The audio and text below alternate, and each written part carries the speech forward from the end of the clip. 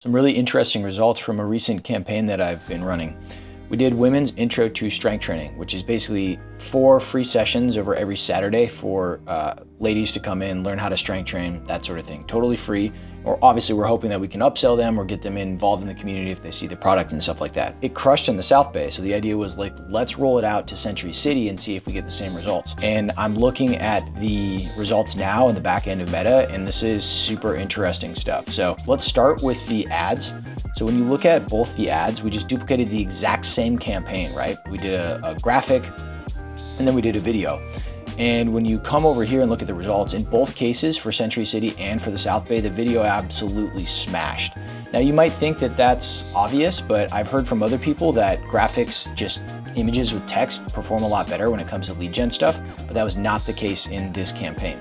The other thing I'm interested in looking at here is we see, let's just make sure we're kind of comparing apples to apples. So we've spent about, the same amount of money on each campaign. There's one more day to go for Century City compared to the South Bay. You can see it's roughly about the same reach, though South Bay has a little bit, impressions. South Bay has a little bit more, but reach is roughly the same. But look at these link click differences. You have 902 in the South Bay, you have 435. And what we did is we just pushed to a simple Google form, which is just basically, some setup and easy email capture, stuff like that. Same thing in the South Bay. Now, when we compare apples to apples here, this is what's wild to me. This is why I love advertising and trying to figure this stuff out. But there's the amount we've spent, the duration, so about a day longer in the South Bay.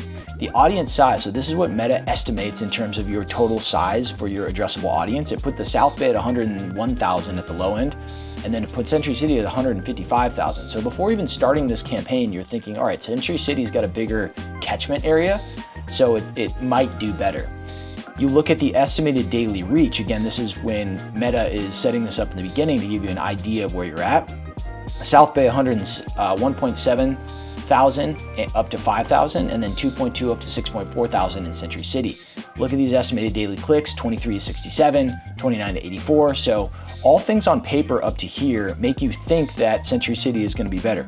But then when we get to the link clicks and the actual things that happened, look at the results. South Bay freaking doubled it. You've got over two times the link clicks. I pulled this one, the link clicks per day, just to see what the estimation was versus the actuality. And you've got 79 clicks here in the South Bay versus 42. And compare that up to here where the top end was going to be 67. So we beat that by 12 per day. And then on this one in Century City, we fell kind of right in the average range right there. Now the leads, this is where we start getting into stuff that's actually important. We got 132 leads in the South Bay on basically the exact same amount versus 27. And you look at a cost per lead where you're taking your total leads, you're dividing by your total cost, and you're seeing $1.72 versus $7.59. Now look, a $7.59 lead is still a really cheap lead if that ends up converting to an actual customer.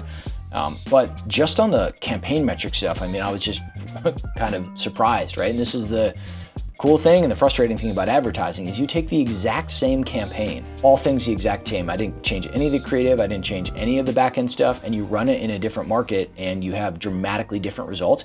Even when the second market, Century City, we were gonna do was supposed to outperform South Bay because it's got a bigger size for the same amount of ad spend that you're gonna reach.